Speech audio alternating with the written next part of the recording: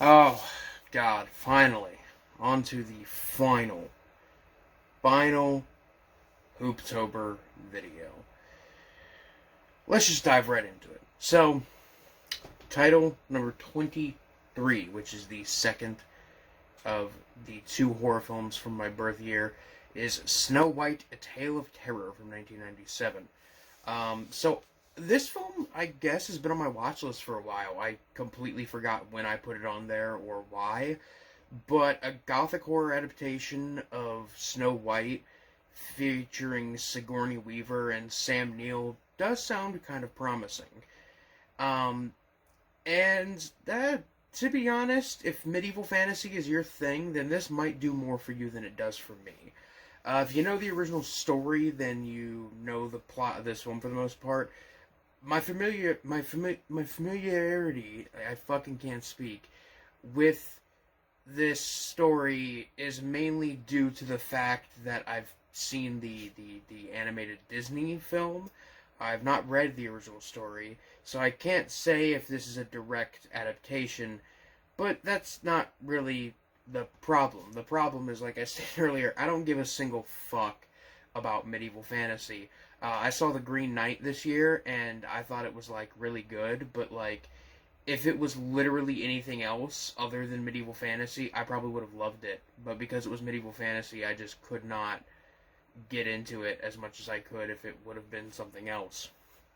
I will say, though, this film does have some cool kind of mid-tier, like, mid-budget, full moon, like, features, kind of period piece vibes going on with some of the sets, and I was definitely into that. It's decently acted. It looks average for a medieval fantasy film. I liked that everything kind of had a hazy glow on it. The witch offering Snow White the apple was kind of a pretty cool and creepy scene. There's some nice surreal visuals and dream sequences. I guess you could say I like this one. It's not exactly great, but it's kind of cool, I guess. Title 24 is the second of the two Hammer horror films I have to talk about, which is The Curse of Frankenstein from 1957. Now, I was going to watch Dracula Prince of Darkness for this slot, but due to some unforeseen financial troubles I've run into recently, I had to go with something that I had immediate access to, and thankfully this is on HBO Max. So, there we go. This is apparently the first of the Hammer Frankenstein movies. It is about the Baron Frankenstein on death row, basically telling the story of how he got there and his creation. And I've always liked to see different adaptations of Mary Shelley's Frankenstein because you can do so much with the concept of a mad scientist creating his own Prometheus, his own perfect being.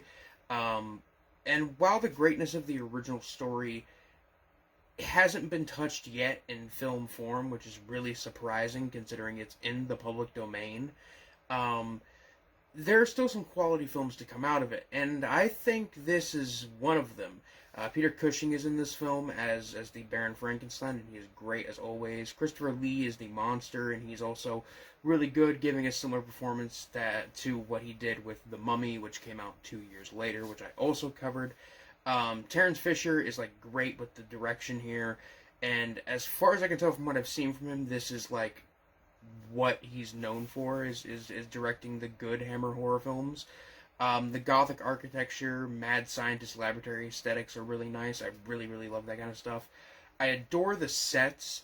The monsters' makeup looks really good. It's definitely a very interesting kind of take on the monster. Overall, Curse of Frankenstein is actually a really good take on the original story. It's definitely a Hammer classic for a reason.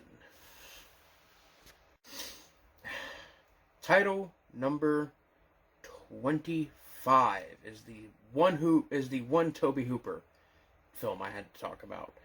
And that I decided to go with Lifeforce because it's on Shudder currently. And I'd never seen Lifeforce before. It's one that's always been on my watch list because I've always been really interested in seeing the Texas Chainsaw Massacre dude make a movie about space vampires. Also, it's co-written by Dan O'Bannon, like, what's not to love here? And I've got to say, I really love this movie, and I regret not grabbing the Blu-ray release from Scream Factory before it went out of print, because now it's out of print, and yeah, I don't know if there's going to be another Blu-ray release anytime soon, which is unfortunate. The film is about a British expedition into space, and they encounter a seemingly organic ship that has a bunch of space alien bats on it, and 3 human bodies in glass coffins. The ship, gets the glass coffins and then goes missing, and the expedition, gets the glass coffins and they go missing, and then an American space crew finds them, and boom, you got space vampires spreading a weird zombie plague of sorts across the world. It's definitely the most ambitious film I've ever seen from Tobe Hooper, and that's kind of why I really love it. There's like these high concept visuals, there's a big cast, there's varied sets, there's elaborate practical effects. The film succeeds on its ambitious premise, I think, and it's very nicely shot. There's some really cool shot compositions going on. It's honestly a really good movie overall. It's got some, nice monster and gore effects and some cool sci-fi camp. There's some wooden acting from like the lead actor, for example, but I just let that shit slide as long as the rest of the film is enjoyable. And it is. It's a very wild take on vampire mythology, and I was really, really into this. Like, it's just a super weird, sexy, high-budget horror film, and you don't see these kinds of movies anymore. These very, very weird, big-budget movies. And thankfully this one exists, and thankfully it was directed by Tobe Hooper, God rest his soul. Title number 26, which covers the 6 out of the 6 countries I had to cover, which is, this film was from Spain, and one of the 2 haunted house films I have to cover. I'm talking about The Abandoned from 2006. This is a movie I've always been really interested in checking out because it's directed by, and I swear I'm trying not to fuck up this name, Nacho Cerda, who is a Spanish director mostly well known for the short film he did in 1994, Aftermath, which was a film I saw when I was like 12 years old, and it just kind of shook me to my core, and it's what got me into weird, fucked up movies. And I've always been interested in this film because it's a weird Russian, Bulgarian, Spanish crossover co-production haunted house movie about a film producer who was adopted as a child, returning to Russia to learn about her past and see her old family home. And strange things start happening, and yeah, it's kind of an average sounding setup. But considering this is the corpse fucking short film guy, let's keep an open mind about that. So, yeah, I actually really liked this movie. I've heard some really negative things about it, and to be fair, while I can see those negative things, and I can see why people say those negative things, and see why people have problems with it, and, understand that, I personally don't have these problems with it. I think it's got a great atmosphere. It's very surreal and dreamlike. I think it's genuinely pretty engaging. I think it's very nicely shot.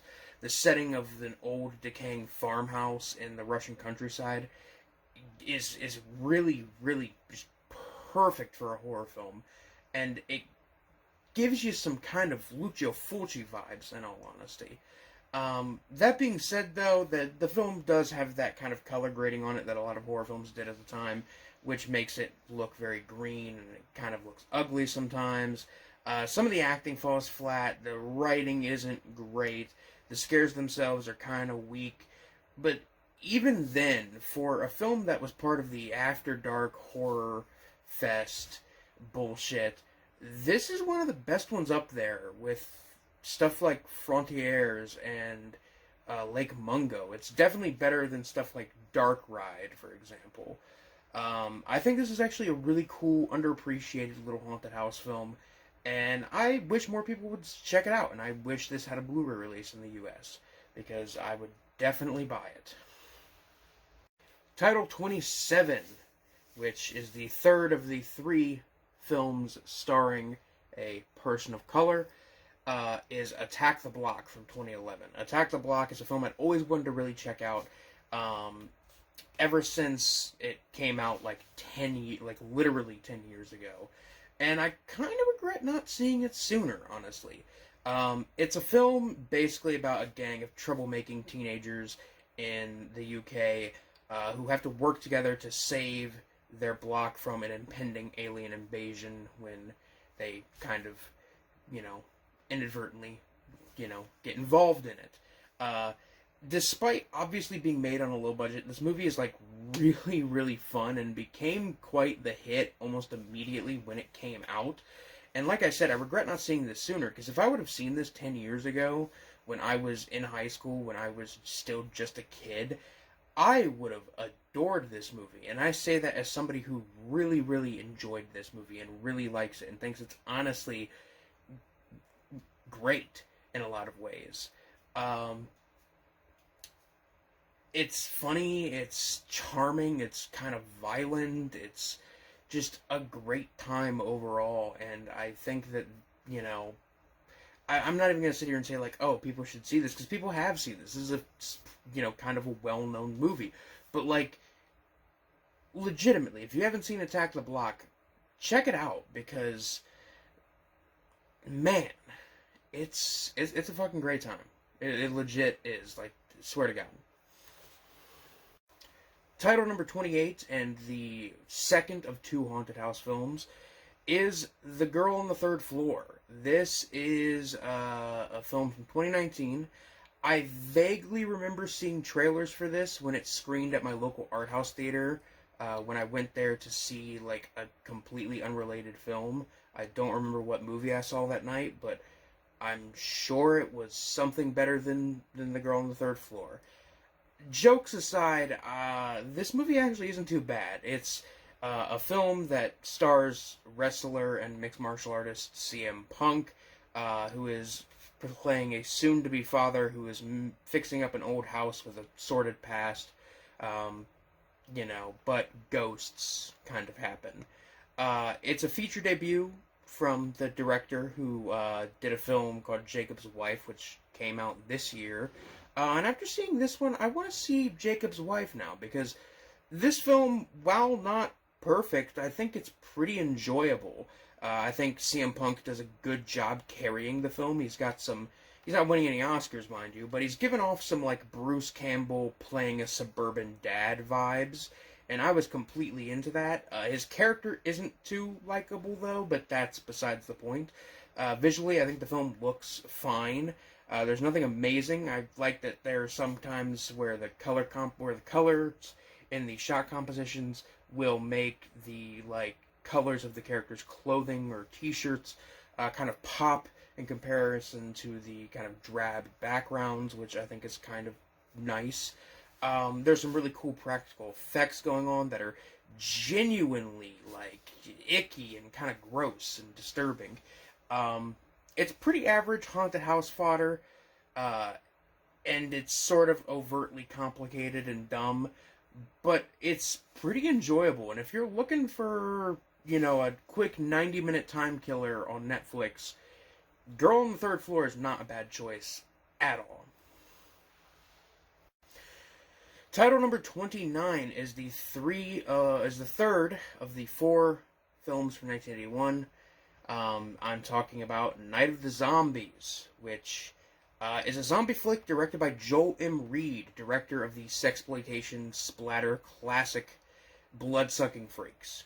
So, I think Bleeding Skull said it best when they said Night of the Zombies isn't a zombie movie. It's a detective thriller that happens to have 7 zombies in it. Because that's exactly what this is, and that's kind of why it's not very good.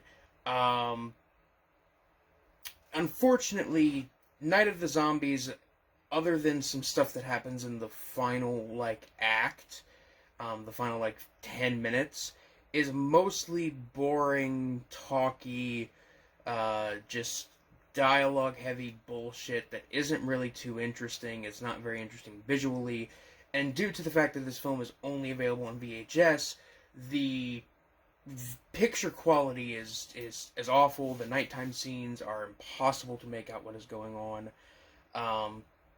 And it really sucks because I love Bloodsucking Freaks. It's like one of my favorite 70s horror films, one of my favorite trash horror films. And this film definitely has some similar kind of ultra cheap, shot in public without permits and or shot in a friend's basement kind of vibes. But that hardly keeps it watchable. I guess this film works best as like background noise.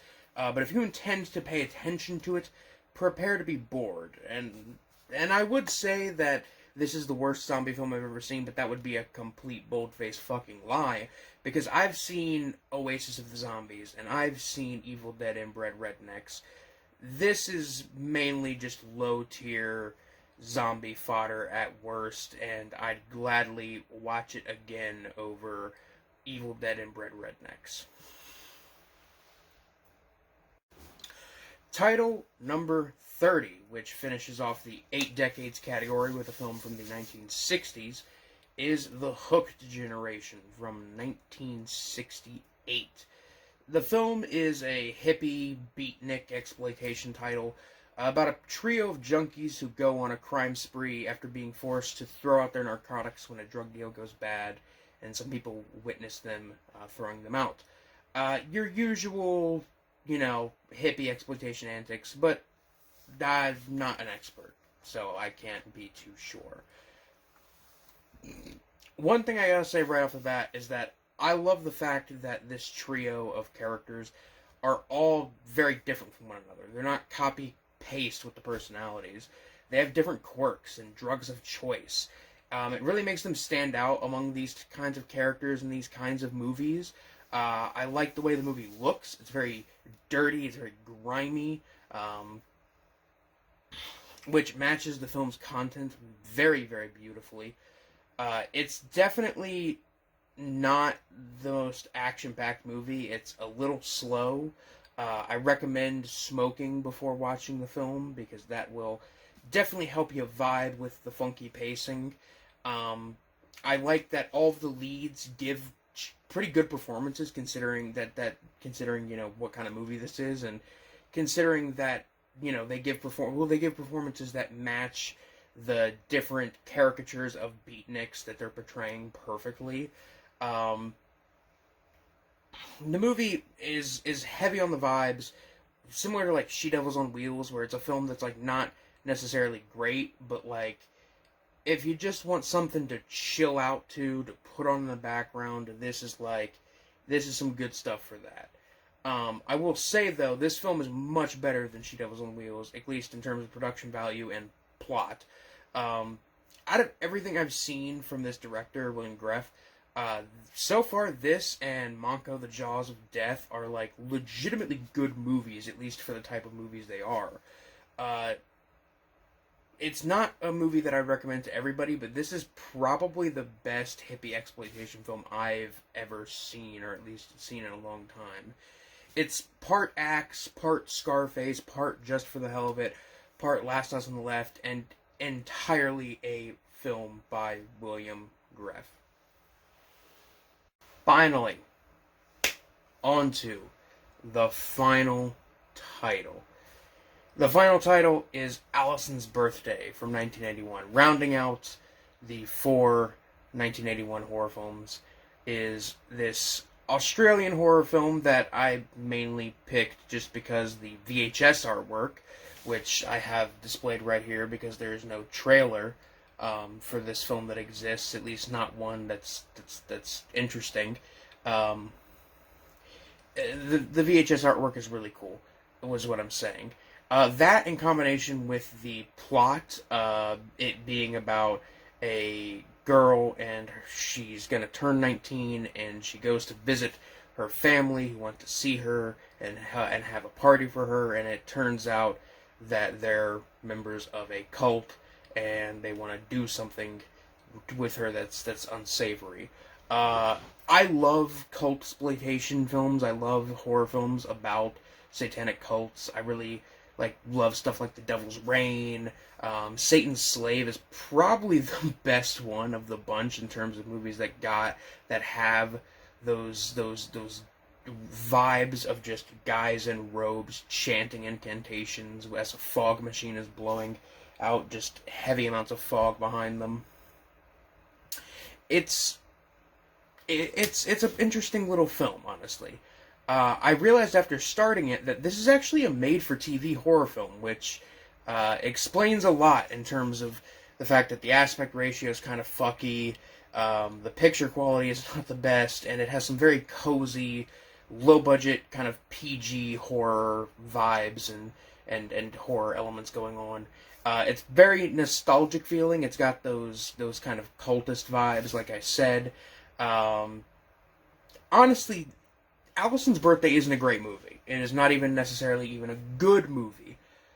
But I would be lying if I said I didn't enjoy this and didn't find it extremely watchable for some reason. And that's pretty high praise in my opinion. But before we go, I've got to mention just one bonus title. The bonus title is a film that I actually went to the cinema and saw tonight. It is Antlers from 2021. This is a horror film that I'd been kind of really looking forward to for a while, because I remember they showed trailers for it in October of 2019. They released trailers for it, and they were like, it's gonna come out April 2021 or April 2020, and here we are in 2021, 2 years after the trailers initially released, and it finally has released. Now, to be fair, I don't really watch trailers for movies. It's not because I want to avoid spoilers or anything. It's mainly just because I'm lazy and I don't care about watching trailers. I don't actively watch movie trailers unless it is something I'm really excited for, or it is something, or I'm at the cinema. That being said, I didn't really know what to expect going into Antlers. Maybe I should have watched the trailers and maybe it would have given me something to expect, because I was expecting a more artistically inclined, horror film. And don't get me wrong, I guess, at least in terms of the visuals and some of its thematic elements, it's more artistically inclined than your average horror film. But for the most part, this is very middle of the road popcorn fodder sort of horror cinema, and there's nothing wrong with that. The effects in this film are really great. I think some of the acting is good. I like the cinematography. The gore is pretty explicit and grisly, and it's not even entirely just people being torn apart. It's the aftermath of people being torn apart, so it feels there's a lot of weight to when they show that gore. It's pretty dark. It's kind of disturbing in some ways. There are some scenes that are legit pretty unpleasant and disturbing. That being said, though, there are some bad performances, and the biggest gripe I have with this movie is the fact that I've seen this same movie probably about 30 or 40 times. It's just that I've seen it, instead of it being the antagonist of the film, in this case, it is something else entirely.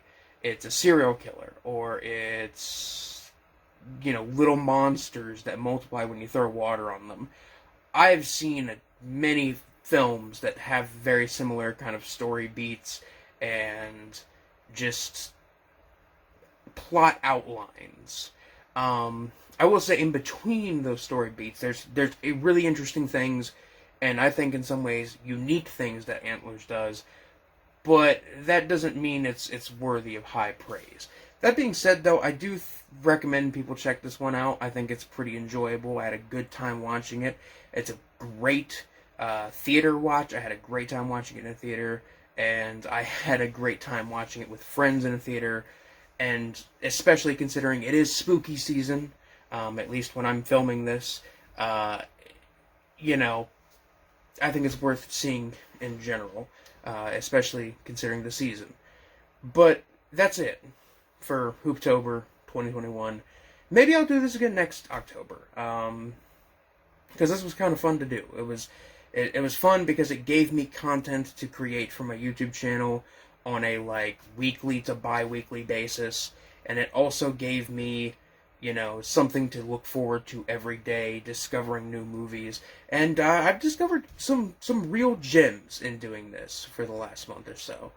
But with that being said, guys, I think I'm going to take my leave for the moment, and I may or may not, I don't know, take a little bit of a break from YouTube, at least for a week or two, just because I've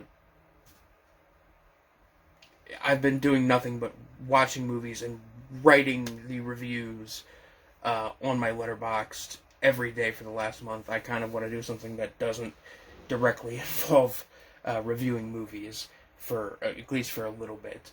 But that's it, guys. Have a happy Halloween. Have a good day. Whatever.